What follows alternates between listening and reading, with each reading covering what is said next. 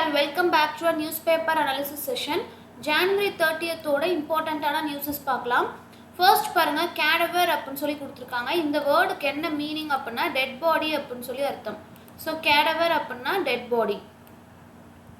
Vandalur zoo gets 3 new species of birds from Kanpur.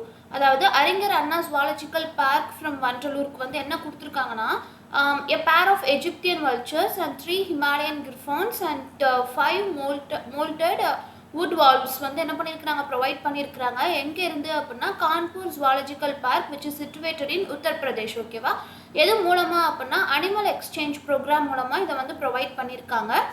So இதில் வந்து என்ன நம்ம தெரிஞ்சுக்கணும், இந்த நியூஸ் மூலமாக என்ன இம்பார்ட்டண்ட்டான ஒரு விஷயம் நம்ம தெரிஞ்சுக்கணும் அப்படின்னா அனிமல் டிரான்ஸ்ஃபர் எக்ஸ்சேஞ்ச் ப்ரோக்ராம் அப்படிங்கிற ஒரு விஷயம் வந்து இருக்குது அப்படிங்கிறத தெரிஞ்சுக்கணும். அனிமல் எக்ஸ்சேஞ்ச் ப்ரோக்ராம் இது மூலமாக என்ன பண்ணுவாங்க அப்படின்னா ஒரு நேஷ்னல் பார்க்லேருந்து இன்னொரு நேஷ்னல் பார்க்கோ அல்லது ஜுவாலஜிக்கல் பார்க்குக்கோ என்ன பண்ணுவாங்க, எக்ஸ்சேஞ்ச் பண்ணிப்பாங்க அப்படிங்கிறத நம்ம தெரிஞ்சுக்கலாம்.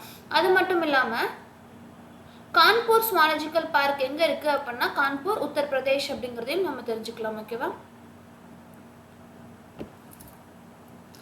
WRDA awaits state government's nod for flood mitigation projects அப்படின்னு சொல்லி கொடுத்துருக்காங்க. ஸோ சைக்ளோன் வந்து என்ன பண்ணுச்சு அப்படின்னா சைக்ளோன் மிச்சாங் வந்து பயங்கரமான டேமேஜை வந்து ஏற்படுத்துச்சு. ஸோ எதுக்கு அப்படின்னா சிட்டி ரிசர்வாயர்ஸ்க்கு வந்து என்ன பண்ணுச்சு, பயங்கரமான டேமேஜஸை வந்து ஏற்படுத்துச்சு. ஸோ இதில் WRD வந்து என்ன பண்ணியிருக்காங்க அப்படின்னா 350 crore rupeesக்கு வந்து இந்த வாட்டர் பாடிஸ் எல்லாத்தையுமே ரீஸ்டோர் பண்ணுறதுக்காக இம்ப்ளிமெண்ட் ப்ராஜெக்ட்ஸை வந்து என்ன பண்ணுறாங்க, தே are going to start. So அதுக்காக ஸ்டேட் கவர்மெண்ட்டோட அப்ரூவலுக்கு வந்து they are waiting for that. ஓகேவா,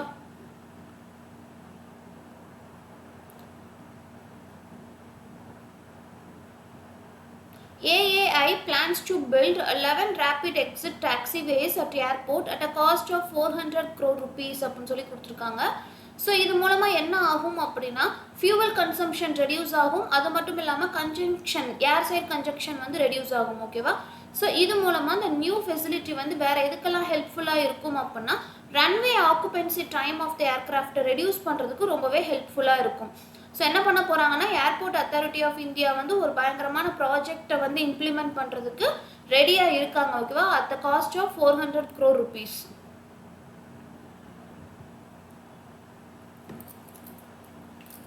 ஸோ இந்த இடத்துல பாருங்க ரெஃப்யூட்ஸ் அப்படின்னு சொல்லி கொடுத்துருக்காங்க. ஸோ ரெஃப்யூட்ஸ் அப்படின்னா என்ன அர்த்தம்னா டிஸ்அப்ரூவ் அப்படின்னு சொல்லி அர்த்தம். ஓகேவா, ஸோ ரெஃப்யூட்ஸ் அப்படின்னா டிஸ்அப்ரூவ், அதை வந்து ஏற்றுக்கல அப்படின்னு சொல்லி அர்த்தம். ஸோ இந்த இடத்துல நம்ம இம்பார்ட்டண்ட்டாக தெரிஞ்சுக்க வேண்டிய ஒரு word refutes. Refutes means we can call it as refuse or disapprove.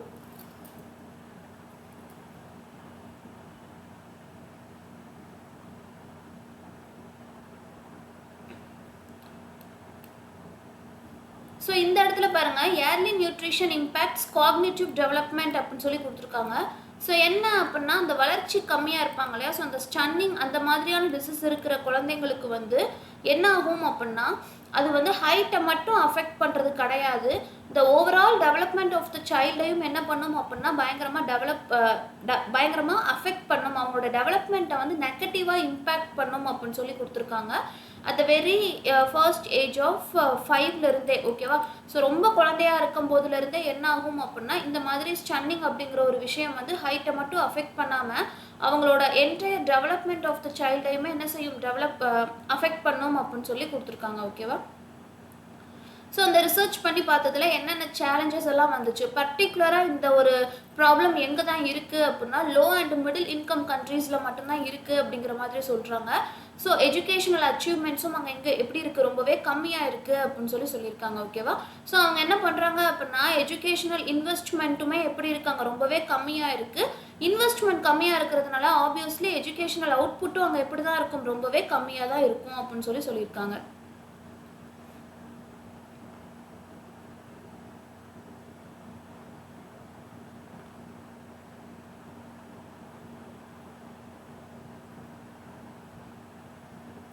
Foreign secretary arrives in Bhutan AMET focus on India's neighbours அப்படின்னு சொல்லி கொடுத்துருக்காங்க. ஸோ பூட்டானோட நியூ பிரைம் மினிஸ்டர் வந்து என்ன அப்படின்னா ஷெரிங் டோப்கே, இவங்களோட சேர்ந்து என்ன பண்ணியிருக்கிறாங்க ஃபாரின் செக்ரட்டரியும் வந்திருக்காங்க. ஸோ வந்து அவங்க என்ன பண்ணுறாங்க அப்படின்னா they are focusing on India's neighbourhoods and what are all the whole sole development that can bring in Bhutan. ஓகேவா? ஸோ இது எல்லாத்தையுமே அவங்க என்ன பண்ணுறாங்க, செக் பண்ணிக்கிட்டு இருக்காங்க அப்படிங்கிறத நம்ம தெரிஞ்சுக்கலாம். Finmin says economy likely to grow closer to 7% in 24-25 அப்படின்னு சொல்லி கொடுத்துருக்காங்க. ஸோ என்ன அப்படின்னா ஃபினான்ஸ் மினிஸ்ட்ரி வந்து என்ன சொல்லியிருக்கிறாங்க, எக்கனாமி வந்து ஒரு நல்ல ஃபேஸில் தான் இருக்குது. It is about to grow up to 7% in this academic in this financial year அப்படின்னு சொல்லியிருக்காங்க. ஓகேவா? அது மட்டும் இல்லாமல் நம்ம என்ன பண்ணுவோம், 5 ட்ரில்லியனை வந்து நெக்ஸ்ட் 3 இயர்ஸ்க்குள்ளே அச்சீவ் பண்ணி வேர்ல்டுலேயே 3rd லார்ஜஸ்ட் எக்கனாமியாக எமர்ஜ் ஆகி நிற்போம் அப்படிங்கிறதுலையும் எந்த ஒரு டவுட்டும் இல்லை அப்படின்னு சொல்கிறாங்க. எதனால் நம்மளோட ஸ்டாக் மார்க்கெட் எடுத்துக்கிட்டாலும் சரி, சென்செக்ஸ் எடுத்துக்கிட்டாலும் சரி, எல்லாத்துலேயுமே எப்படி இருக்குது, ரொம்பவே புல்லிஷாக தான் இருக்குது. இன்னும் பியரிஷ் வரலை அப்படிங்கிறதையும் நம்ம தெரிஞ்சுக்கலாம். ஓகேவா? ஸோ இது வந்து ஒரு பாசிட்டிவான ஃபேஸில் நம்மளோட எக்கனாமிக் க்ரோ ஆகிக்கிட்டு இருக்கிறதுக்கான ஒரு சிம்டம்ஸ். ஸோ இதில் பாருங்கள், கெயிலோட Q3 ப்ராஃபிட்டை பற்றி கொடுத்துருக்காங்க. இங்கேயுமே என்ன கொடுத்துருக்காங்க அப்படின்னா ஐடிசியோட Q3 ப்ராஃபிட்டை வந்து மென்ஷன் பண்ணியிருக்காங்க. ஓகேவா? So பிபிசிஎலோட Q3 profit. ஸோ எப்படி அவங்களோட ஃபங்க்ஷன்ஸ் இருக்குது அப்படிங்கிறத வந்து நம்ம பார்த்துக்கலாம். ஸோ இப்படி ஒவ்வொரு பர்டிகுலர் கம்பெனிஸோட ஃபங்க்ஷன்ஸை நம்ம பார்க்குறப்போ அது எந்த செக்டாரை ஆக்குபை பண்ணியிருக்கு, ஸோ அந்த செக்டாரில் வந்து அது அந்த பர்டிகுலர் கம்பெனியோட குவார்ட்டர் ரிசல்ட் வந்து அதிகமாக இருந்துச்சு அப்படின்னா obviously it will reflect in our economy that is providing the great and positive impact on our economy. ஓகேவா? ஸோ அந்த பர்டிகுலர் கம்பெனியோட பெர்ஃபார்மன்ஸ் மூலமாக நம்மளோட எக்கனாமி வந்து புல்லிஷாக இருக்கா பியரிஷாக இருக்கா அப்படிங்கிறதுல வந்து நம்ம அனலைஸ் பண்ணி பார்த்துக்கலாம். இங்கே பாருங்கள், வேபேக் இங்ஸ் MOU with PEAK to set up 100 bio-CNG plants அப்படின்னு சொல்லி கொடுத்துருக்காங்க. ஸோ என்ன அப்படின்னா வேபேக் வந்து ஒரு MOUக்குள்ளே வந்திருக்காங்க. யார் கூட அப்படின்னா PEAK அப்படிங்கிற ஒரு கம்பெனியோட. ஸோ இதோடைய மெயின் மோட்டோ என்ன அப்படின்னா in order to establish 100 bio-CNG plants. ஓகேவா? particularly focusing on sewage treatment facilities across India. So இதில் நம்ம இம்பார்ட்டண்ட்டாக தெரிஞ்சுக்க வேண்டியது என்ன அப்படின்னா வேபேக் வந்து PEAKோட MOU சைன் பண்ணியிருக்கிறாங்க. in order to set up 100 bio-CNG plants particularly focusing at sewage treatment facilities. ஓகேவா? across India.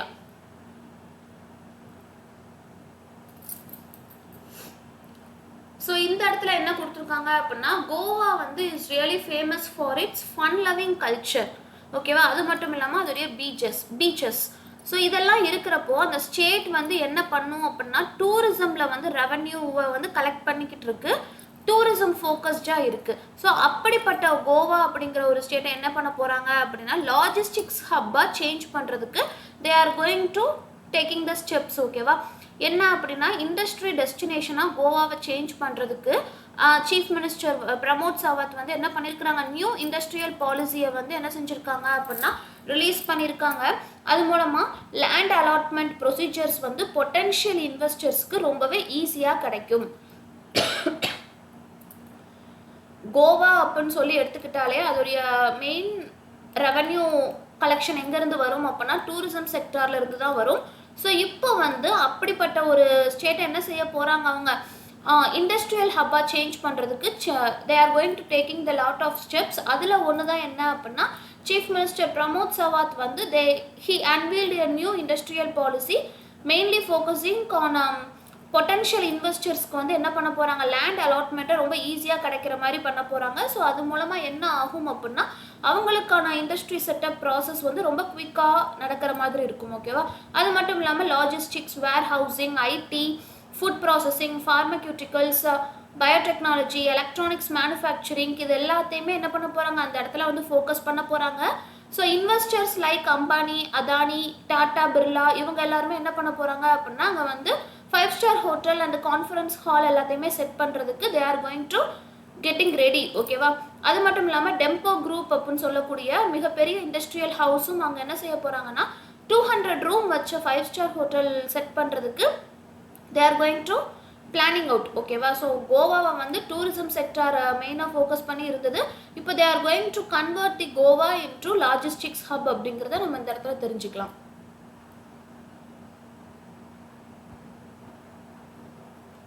Meghalaya is in the process of building a vibrant sports ecosystem.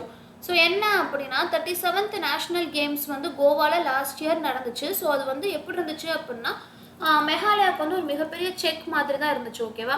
So இப்போ என்ன பண்ண போகிறாங்க அப்படின்னா மெகாலயாவை வந்து ஒரு நல்ல ஒரு ஸ்போர்ட்ஸ் ஈகோ சிஸ்டமாக ஆக்கணும் அப்படிங்கிறதுக்கான ப்ராசஸ் எல்லாமே போய்கிட்டு இருக்கு. So they are going to convert the Meghalaya into the vibrant sports ecosystem. ஓகேவா? ஸோ இதையும் நம்ம இந்த இது மூலமாக தெரிஞ்சுக்கலாம்.